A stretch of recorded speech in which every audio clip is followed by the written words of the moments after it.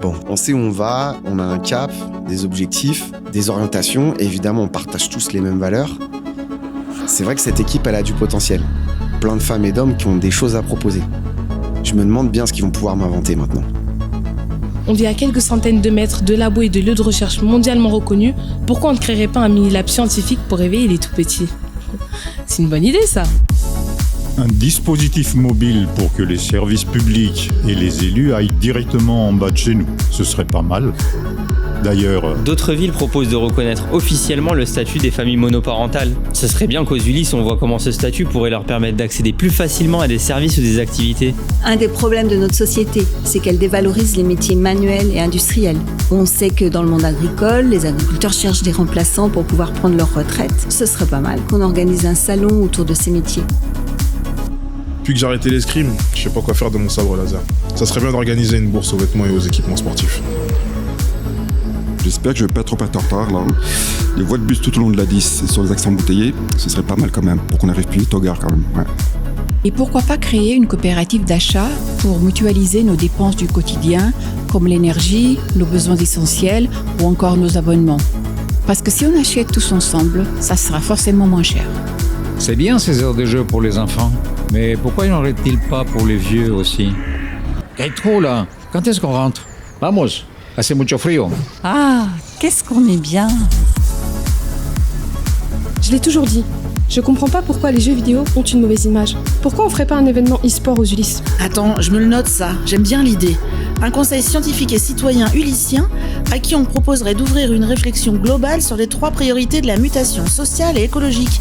L'accès à l'eau, la dépendance énergétique, l'alimentation saine et disponible. Une ligne qui irait plus régulièrement sur le plateau, vers l'hôpital par exemple, et qui fonctionnerait tous les jours de la semaine.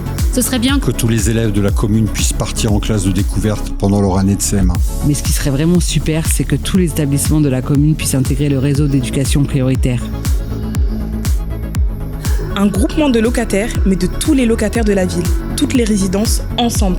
Ouais, et comme ça on peut se serrer les coudes et faire des actions conjointes. Et puis ce serait pas mal de créer un cabinet médical pluridisciplinaire quand on va refaire le secteur de la Parisienne. Jean-Mick a trouvé ça une bonne idée. Mais d'ailleurs... Je comprends pas pourquoi on pourrait pas avoir une ville communale pour nous aussi en fait. Eh mais c'est la direction du Canipark là. Canipark. Faire de Boris Vian un lieu vivant toute la semaine, pas seulement les jours de spectacle. Un espace culturel ouvert avec expos, rencontres, ateliers, un genre de musée quoi.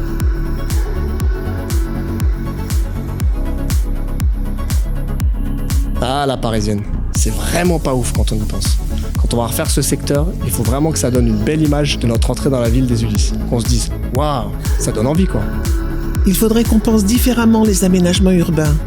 Imaginer des espaces apaisés pour permettre aux femmes en particulier de se sentir bien et de ne pas faire que traverser la ville. J'ai vu que dans un petit village de la Creuse, ils ont créé un bar participatif totalement géré par les habitants. Ce serait quand même pas mal ça. On pourrait même faire à manger dans notre cuisine centrale intercommunale. Comme ça, on pourrait mieux maîtriser l'achat des produits qu'on propose à la cantine et même lancer des dispositifs du type frigo solidaire pour lutter contre le gaspillage.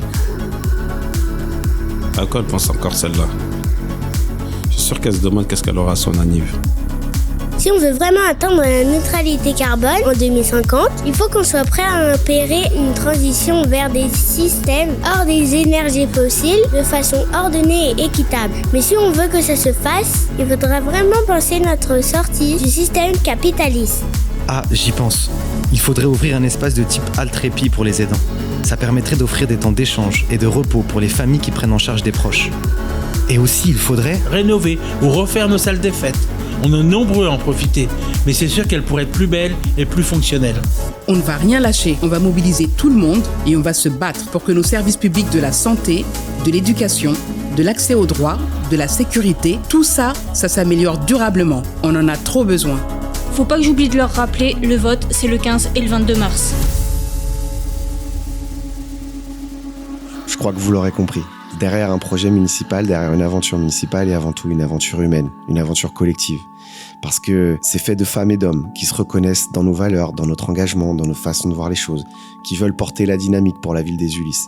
On sait qu'on a une belle ville, on sait qu'on a une population forte, mais on va devoir ensemble travailler si on veut changer les choses réellement. On n'y arrivera pas tout seul. Et c'est bien le but de notre programme, qu'ils vivent, qu'ils vous appartiennent, qu'ils nous appartiennent. Construisons-le ensemble tout au long de ce mandat. Et évidemment, on y va. Mais évidemment, on a quelque chose à vous proposer.